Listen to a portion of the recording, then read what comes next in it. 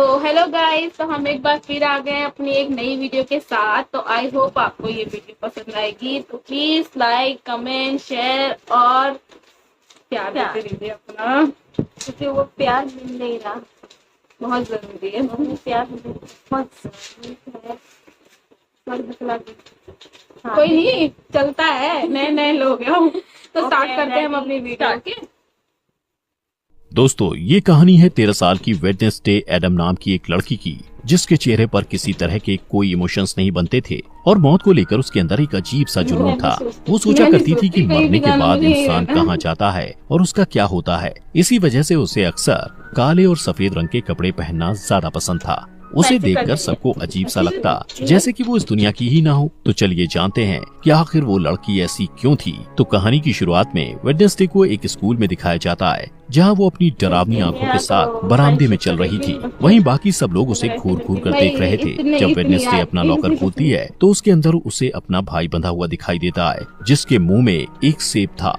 Wednesday उसकी रस्सियों को खोलती है कि अचानक उसे एक विजन आता है, जिसमें वो देखती है कि कुछ लोग उसके भाई को टॉर्चर कर रहे हैं। यहाँ हमें पता चलता है कि वेडनेसडे कोई आम बच्ची नहीं है और वो किसी को भी छूकर उसका अतीत और भविष्य देख सकती है। जब वेडनेसडे को पता चलता है कि स्विमिंग टीम के लड़कों ने उसके भाई को टॉर्चर किया था, तो वो 2 बैग में पिराना फिशेस को, जो बहुत ज्यादा खूंखार मांसाहारी मछलियाँ होती हैं, उनको भरकर स्विमिंग पूल के पास जाकर उन खून की प्यासी मछलियों को स्विमिंग पूल में छोड़ देती है, जिससे सारे लड़के अपनी जान बचाने के लिए पूल से बाहर निकलने की कोशिश करते हैं। तब वेडनेसडे उनसे कहती है कि उसके अलावा कोई भी उसके भाई को परेशान नहीं कर सकता। इसके बाद सीन शिफ्ट होता है और वेडनेसडे के माता पिता मोर्टिसिया और गोम्स को दिखाया जाता है। वो दोनों वेडनेसडे की हरकतों से परेशान हो चुके थे, इसलिए वो उसे नेवरमोर एकेडमी भेजने का फैसला करते हैं। इस एकेडमी में वो बच्चे रहते हैं जिनके पास कुछ खास ताकतें होती हैं और यहाँ उन्हें अपनी ताकत पर काबू पाना सिखाया जाता है। मोर्टिसिया और गोम्स भी इसी एकेडमी के स्टूडेंट्स थे, जिससे पता चलता है कि उनके पास भी सुपर पावर्स हैं। सीन शिफ्ट होता है और एक लड़के एम्बार्क्स को दिखाया जाता है, जो एक हाइकर था। वो नेवरमोर एकेडमी के पास वाले जंगल में अकेला चला जाता है। वो जंगल में एक जगह रुककर आराम कर रहा होता है कि अचानक एक अनजान क्रिएचर उस पर हमला कर देता है और उसे मार देता है। उस एरिया के एक पुलिस को उसकी जख्मी बॉडी मिलती है और वो आसपास की जांच करता है। यहाँ पता चलता है कि ये पहला हादसा नहीं था, बल्कि इससे पहले भी ऐसे कई हादसे यहाँ हो चुके हैं। दूसरी तरफ वेडनेसडे एकेडमी में जाती है और वहाँ की प्रिंसिपल लैरिसा वीम से मिलती है, जो उस एकेडमी को चलाती हैं। लैरिसा उसे रूममेट्स एनिड से मिलवाती है। एनिड एक वेयरवुल्फ थी और हर मामले में वेडनेसडे से पूरी तरह अलग थी। एनिड को रंग बहुत पसंद थे और उसने अपने साइड के कमरे को अलग अलग रंगों से सजा रखा था, जबकि वेडनेसडे को काली और डार्क रंग की चीजें पसंद थी। बाद में एनिड वेडनेसडे को एकेडमी में घुमाती है और वहाँ के मेन ग्रुप फैंस, फर्स, स्टोनर्स और स्किल्स के बारे में बताती है। फैंस के ग्रुप में वैम्पायर्स होते हैं, फर्स्ट ग्रुप में वेयरवुल्फ होते हैं और स्टोनर्स पत्थर में बदल सकते हैं और उनके सर पर सांप होते हैं। वहीं स्किल्स में जल परियां होती हैं, जो लोगों के साथ आसानी से हेर फेर कर सकती हैं। एनिड वेडनेसडे को सबसे पॉपुलर लड़की बायंसा बार्कले के बारे में बताती है, जो बहुत ही खूबसूरत जल परी थी। बायंसा का एक एक्स बॉयफ्रेंड ज़ेवियर थॉप भी उस एकेडमी में होता है, जो अपनी ड्राइंग को असलियत में बदल सकता है। इसके बाद वेडनेसडे के माता पिता वहाँ से चले जाते हैं, लेकिन जाने से पहले वेडनेसडे के पिता उस पर नजर रखने के लिए एक कटा हुआ हाथ वहाँ छोड़ देते हैं, जो जिंदा होता है और उसे थिंग कहा जाता है। इसके बाद वेडनेसडे तलवारबाजी की क्लास में जाती है और वहाँ बायंसा के खिलाफ लड़ने के लिए तैयार हो जाती है। बायंसा और वेडनेसडे के बीच जबरदस्त लड़ाई शुरू होती है और दोनों बराबर पॉइंट पर होते हैं। इसके बाद बायंसा कहती है कि वो बिना किसी हेलमेट के ये गेम खेलना चाहती है और ये गेम तब खत्म होगा जब दोनों में से किसी एक के शरीर से खून निकलेगा। दोनों के बीच फिर से लड़ाई शुरू होती है और दोनों एक दूसरे के ऊपर वार पे वार करते हैं। बायंसा वेडनेसडे पर वार करती है और उसके सर के बाएं तरफ एक कट लग जाता है, जिससे वेडनेसडे के सर से खून निकलने लगता है। इस तरह बायंसा जीत जाती है। वेडनेसडे को चोट पर मरहम लगाने के लिए ले जाया जाता है। जैसे ही वेडनेसडे पट्टी लगवाकर बाहर निकलती है, ऊपर से बर्ड के आकार का एक बड़ा पत्थर उसके ऊपर गिरने वाला होता है, लेकिन उसी वक्त ज़ेवियर उसे धक्का देकर बचा लेता है। कुछ देर बाद वेडनेसडे अपने कमरे में वापस आती है तो उसे महसूस होता है कि कमरे में कोई है और उस पर नजर रख रहा है। वो कमरे को चेक करती है और बेडशीट के नीचे उसे थिंग मिल जाता है। वेडनेसडे समझ जाती कि ये उसके माता पिता का काम है, इसलिए वो थिंग से कहती है कि उसे उसका साथ देना होगा, वरना वो उसे ड्रॉर में बंद कर देगी। थिंग डर जाता है और उससे वादा करता है कि वो वेडनेसडे के साथ गद्दारी नहीं करेगा। वेडनेसडे वेडनेसडे ने जो पिरहाना वाला प्रैंक किया था, उस वजह से उसे दिमागी डॉक्टर के पास ले जाया जाता है। लेरिसा उसे नेवरमोर एकेडमी के पास ही एक छोटे से शहर जेरिको में जांच के लिए लेकर जाती है। वेडनेसडे अपनी थेरेपिस्ट से मिलती है, लेकिन उसे किसी के बारे में कुछ भी नहीं बताती। उसके दिमाग में एक प्लान आता है और वो बाथरूम से जाने के बहाने खिड़की से निकलकर भाग जाती है। इस बीच वो एक आदमी से टकरा जाती है और उसे एक विजन आता है, जहां वो देखती है उस आदमी की कार एक्सीडेंट में मौत होने वाली है। वेडनेसडे डर जाती है और रिलैक्स होने के लिए एक कॉफी शॉप में पहुंच जाती है। वहां उसकी मुलाकात पुलिस के बेटे टायलर से होती है, जो वहां कॉफी बेचने का काम करता है। टायलर अपनी एस्प्रेसो मशीन को ठीक करने की कोशिश कर रहा होता है, लेकिन उसे कुछ समझ नहीं आता, क्योंकि मशीन में जो इंस्ट्रक्शंस लिखे हुए थे वो इटालियन भाषा में थे। वेडनेसडे को इटालियन पढ़ना आता था, इसलिए वो आसानी से मशीन को ठीक कर देती है और इसके बदले में वो उसे बस स्टेशन तक छोड़ने को कहती है। टायलर के कुछ कहने से पहले ही वहाँ वो लड़के आ जाते हैं जिन्होंने वेडनेसडे के भाई को टॉर्चर किया था। वो लोग वेडनेसडे को भी परेशान करने लगते हैं। पहले वेडनेसडे उन्हें नजरअंदाज करने की कोशिश करती है, लेकिन जब बर्दाश्त नहीं होता तो वो उन्हें मारने लगती है। कुछ ही समय में लेरिसा पुलिस के साथ वहाँ आ जाती है और वहाँ की हालत देखकर उसे गुस्सा आता है और वो वेडनेसडे को डांटती है। इसके बाद वो लोग नेवरमोर एकेडमी जाने के लिए निकल जाते हैं। रास्ते में उन्हें एक टूटी फूटी कार दिखाई देती है, जिसका एक्सीडेंट हो गया था और उस कार में वही आदमी था जिससे वेडनेसडे टकराई थी। उस रात वेडनेसडे वायलिन में बहुत डरावना म्यूजिक बजाती है। वो पूर्णिमा की रात थी और भेड़ियों के चिल्लाने की आवाज भी सुनाई देती है। तभी एनेट वेडनेसडे को बताती है कि वो खुद को वेयरवुल्फ में नहीं बदल सकती, इसलिए वो बाकी लोगों के साथ नहीं जा सकती थी। इस बीच थिंग टेलर के कमरे में जाता है और उसे वेडनेसडे से बात करने के लिए कहता है। टेलर डर कर उसकी बात मान लेता है और वेडनेसडे से वीडियो कॉल पर बात करता है। वेडनेसडे उसे आने वाले हार्वेस्ट फेयर में मिलने के लिए कहती है और कहती है कि वो लोग वहाँ मजे करेंगे, लेकिन असल में वो सिर्फ वहाँ से भागना चाहती थी। हार्वेस्ट फेयर में लेरिसा वेडनेसडे पर अपनी चील जैसी नजर बनाए रखती है। इसके बावजूद वेडनेसडे टेलर से मिलने में कामयाब हो जाती है। वो दोनों वहाँ से भागने ही वाले होते हैं कि वेडनेसडे अपने क्लासमेट रोवन से टकरा जाता है। रोवन तुरंत जंगल की तरफ भाग जाता है। रोवन से टकराने के बाद वेडनेसडे को विजन आता है कि रोवन जंगल में किसी के हाथों बेरहमी से मारा गया है। वो डर जाती है और भागने का प्लान बदलकर रोवन को रोकने के लिए उसके पीछे जाती है, लेकिन इससे पहले कि वो कुछ बोल पाती, रोवन अपनी ताकत का इस्तेमाल करके वेडनेसडे को पेड़ के सहारे ऊपर लटका देता है। इसके बाद वो वेडनेसडे को अपनी माँ के बारे में बताता है, जो भविष्य देख सकती थी। उसकी माँ ने 25 साल पहले एक तस्वीर बनाई थी और कहा था कि वेडनेसडे नेवरमोर एकेडमी को बर्बाद कर देगी। इसलिए रोवन कहता है कि कुछ भी बुरा होने से पहले वो वेडनेसडे को मार देगा। इसके बाद वो अपनी जादुई ताकत से वेडनेसडे का गला घोंटने लगता है। तभी एक भयानक राक्षस उसके ऊपर हमला कर देता है और रोवन को बेरहमी से मारकर वहाँ से गायब हो जाता है। वेडनेसडे उसकी कटी फटी बॉडी के ऊपर पड़ी हुई उस तस्वीर को उठाती है जिसे रोवन की माँ ने बनाया था। उसी वक्त पुलिस का हेड अपने पुलिस ऑफिसर्स के साथ वहाँ आता है और रोवन की बॉडी को ढूंढने की कोशिश करता है, लेकिन उसे बॉडी नहीं मिलती है। इसके बाद वेडनेसडे को पुलिस हेड के साथ दिखाया जाता है, जो वहाँ हुई घटना के बारे में उसे बताती है, लेकिन हेड को उस क्रिएचर वाली बात पर भरोसा नहीं होता और उसे लगता है कि ये काम नेवरमोर एकेडमी के ही किसी स्टूडेंट का है। तभी वहाँ एक ऑफिसर आ जाता है। उसकी नजर दरवाजे से निकलते हुए रोवन पर पड़ती है, जो जिंदा था। जब वेडनेसडे अपने कमरे में जाती है तो देखती है कि एनेट पीओ कप नाम की एक कॉम्पिटिटर की तैयारी में बिजी है। ये एक बोट रेस की प्रतियोगिता थी जो हर साल एकेडमी में ऑर्गेनाइज की जाती है। बाद में वेडनेसडे रोवन से बात करने की कोशिश करती है, लेकिन लेरिसा उसे कहती है कि रोवन को एकेडमी से निकाल दिया गया है, जिसका कारण वो उसे नहीं बता सकती। वेडनेसडे को शक होता है और वो प्लान बी के मुताबिक थिंग को रोवन पर नजर रखने के लिए उसके पीछे भेजती है। फिर सीन बदलता है और रोवन को एक रेलवे स्टेशन में जाते हुए दिखाया जाता है। थिंग उसका पीछा करता है। रोवन आसपास का माहौल चेक करने के बाद वॉशरूम में चला जाता है, जहां वो अपना रूप बदलकर एक बूढ़ा आदमी बन जाता है, लेकिन थिंग रास्ता भटक जाता है, इसलिए वो रोवन को अपना रूप बदलते हुए देख नहीं पाता। इसके बाद वो बूढ़ा आदमी लेरिसा का रूप ले लेता है। यहाँ पता चलता है कि लेरिसा ही अपना रूप बदलकर रोवन की मौत को छुपाने की कोशिश कर रही थी। वेडनेसडे के पास और कोई रास्ता नहीं होता, इसलिए वो रोवन की मौत का सुराग ढूंढने के लिए जंगल में जाती है, जहाँ उसे टेलर मिलता है, जो अपने बाप का पीछा करते हुए वहाँ आया था। थोड़ी देर बाद वेडनेसडे को रोवन का चश्मा मिलता है। वो उसे उठाती है और उसे विजन आते हैं, जिसमें वो देखती है कि रोवन के पास नीले रंग की एक किताब थी, जहाँ से उसे उसकी माँ की बनाई हुई तस्वीर मिली थी। इसके बाद वेडनेसडे तुरंत ही अपनी क्लास टीचर के पास जाती है और उससे किताब के बारे में पूछती है। उसकी टीचर बताती है कि वो किताब पुराने स्टूडेंट्स के समाज से जुड़ी हुई है, जिसे नाइट शेड्स कहा जाता है, लेकिन उस समाज को बहुत पहले ही खत्म कर दिया गया है। फिर स्कूल से जाने के बाद वेडनेसडे रोवन के कमरे में किताब ढूंढने के लिए जाती है। रोवन के पलंग के नीचे उसे एक मुखौटा मिलता है। वो वहाँ से जाने ही वाली होती है कि तभी वहाँ रोवन का रूममेट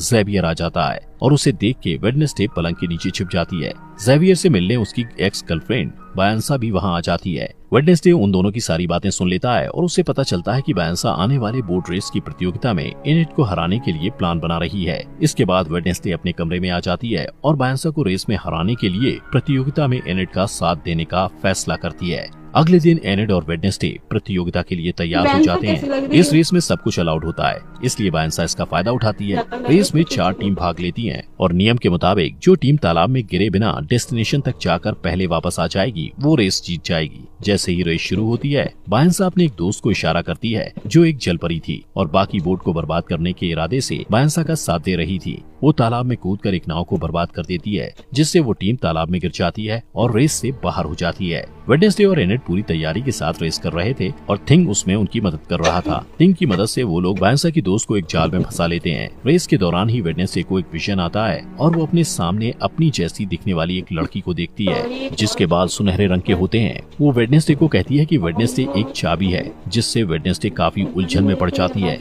उसे कुछ समझ नहीं आता, लेकिन जैसे ही वो असली दुनिया में वापस आती है उसे पता चलता है कि बायंसा रेस में आगे निकल गई है, लेकिन वो हार नहीं मानती और बायंसा की चालों को उसी के खिलाफ इस्तेमाल करके ये रेस जीत जाती है। 40 साल के बाद पहली बार कोई नॉन सायरन टीम ये रेस जीती थी।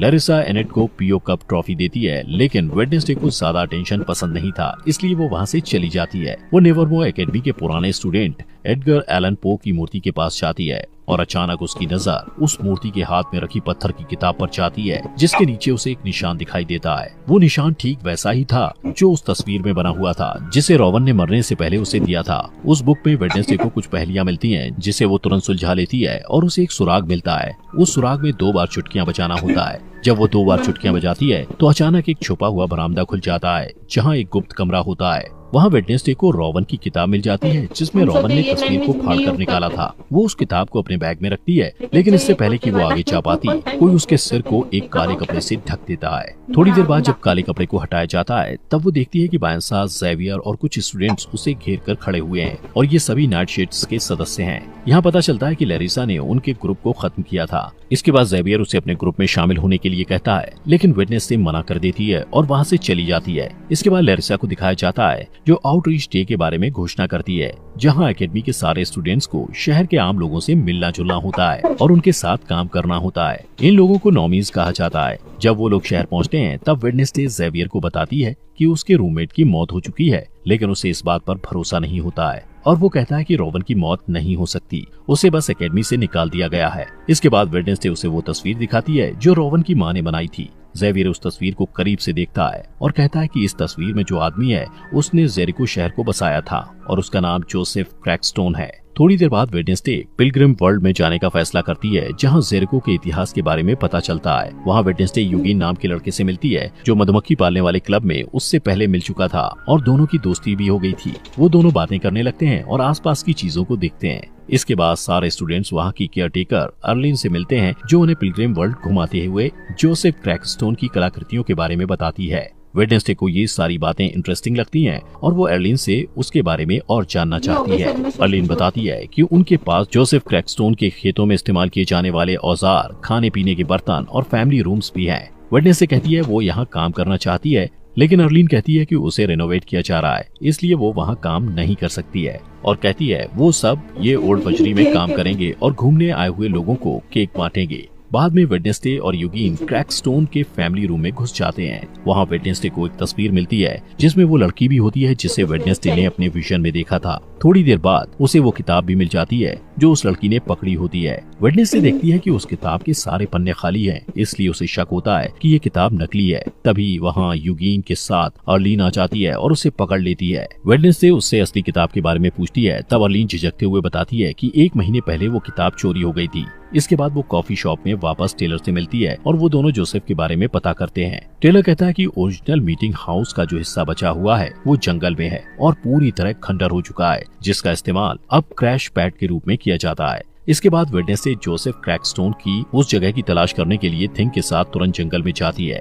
इस दौरान उन्हें एक बेघर आदमी मिलता है, लेकिन थिंग उसका दम घोटने लगता है और उसे डराकर भगा देता है। तभी वेडनेसडे को एक विजन आता है और वो खुद को 400 साल पहले के टाइम में देखती है। यहाँ वो सुनहरे बाल वाली लड़की दिखाई देती है जिसे वेडनेसडे पहले भी अपने विजन में देख चुकी थी। उस लड़की को गांव वालों ने घेर रखा था और वो उसे शैतान की संतान कहकर पुकार रहे थे। तभी वहाँ जोसेफ क्रैकस्टोन आ जाता है और उस लड़की को गुडी एडम्स कहकर बुलाता है। वो कहता है कि गुडी एक डायन है और उसे भी उसकी माँ और दूसरे आरोपी के साथ उस खेत में मर जाना चाहिए। इसका जवाब देते हुए गुडी कहती है कि जोसेफ ने उसकी जमीन हड़पी है, बहुत से निर्दोष लोगों की जानें ली हैं और उनकी शांति छीनी है। जोसेफ को गुस्सा आता है और वो गुडी को थोड़ी देर तक घूरता है और फिर उस खेत में आग लगा देता है। गुडी अपनी माँ को बचाने की कोशिश करती है, लेकिन उसकी सारी कोशिशें बेकार हो जाती हैं। जब कोई उम्मीद नहीं बचती तो वो एक गुप्त दरवाजे से निकलकर वहाँ से भाग जाती है। वेडनेसडे वहाँ छुपकर ये सब कुछ देख रही थी। गुडी जल्द ही वेडनेसडे के पास आती है और कहती है कि जोसेफ अपनी ये लड़ाई तब तक नहीं रोकेगा जब तक वो सबको मार नहीं देगा।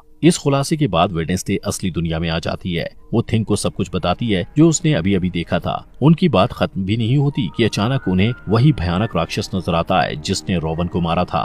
उसी वक्त बारिश होने लगती है। वेडनेसडे बारिश में भीगते हुए उसके पीछे भागती है, लेकिन वो बहुत आगे निकल जाता है। वेडनेसडे उसके पैरों के निशान का पीछा करती है, लेकिन अचानक वो निशान इंसान के पैर के निशान में बदल जाते हैं, जिससे पता चलता है कि वो राक्षस कोई इंसान ही है। तभी वेडनेसडे ज़ेवियर से टकरा जाती है और उसे सब कुछ बताती है जो उसने देखा था। ज़ेवियर उन पैरों के निशान को देखना चाहता है, लेकिन बारिश के कारण पैरों के निशान मिट जाते हैं। अगले दिन शहर में जोसेफ क्रैकस्टोन की नई मूर्ति के उद्घाटन के लिए सब लोगों को इकट्ठा किया जाता है। वेडनेसडे जेरिको के मार्चिंग बैंड के साथ डोंट स्टॉप का म्यूजिक प्ले करती है और शहर के मेयर और प्रिंसिपल लैरिसा मूर्ति का उद्घाटन करते हैं। लेकिन तभी थिंग वेडनेसडे के ऑर्डर के मुताबिक मूर्ति को ब्लास्ट कर देता है और सब लोग डरकर भाग जाते हैं। वेडनेसडे की आंखों में बदले की चमक दिखाई देती है और वो अब भी वायलिन बजा रही होती है। इसके बाद लैरिसा वेडनेसडे पर चिल्लाती है क्योंकि उसे लगता है कि ये सब वेडनेसडे ने किया है, लेकिन वेडनेसडे कहती है कि उसने ऐसा कुछ नहीं किया है। वेडनेसडे लैरिसा पर इल्जाम लगाते हुए कहती है कि वो जंगल में होने वाले खूनी हादसे का सच जानते हुए भी अनजान बनने की कोशिश कर रही थी। उस रात वेडनेसडे को मिलने वाला बेघर आदमी जंगल में दिखाई देता है। तभी वो राक्षस उस पर हमला कर देता है। उस बूढ़े आदमी के पास एक कैमरा था जिसमें वहाँ की तस्वीरें कैद हो जाती हैं। कुछ समय बाद पुलिस हेड और उसकी टीम जंगल से उस खंडर तक पहुँच जाते हैं और उन्हें उस बेघर बूढ़े आदमी की बॉडी मिलती है। उन्हें वो कैमरा भी मिलता है जिसमें हादसे के वक्त की फुटेज होती है जो असली गुनहगार को सामने ला सकता है। जब कैमरे की तस्वीरों को बड़ा करके देखा जाता है तब पुलिस हेड हत्यारे का चेहरा देखता है। वो एक राक्षस का चेहरा था जिसे देखकर ऐसा लगता था जैसे वो किसी के बुरे सपने से निकल कर आया हो। दोस्तों, अगर आपको इस सीरीज के नेक्स्ट एपिसोड चाहिए तो कमेंट बॉक्स में नेक्स्ट एपिसोड लिखें और ये सीरीज यहाँ तक अच्छी लगी हो तो लाइक करें और अपने फॉक्स एक्सप्लेनर हिंदी चैनल को सब्सक्राइब करना मत भूलना। Next part by.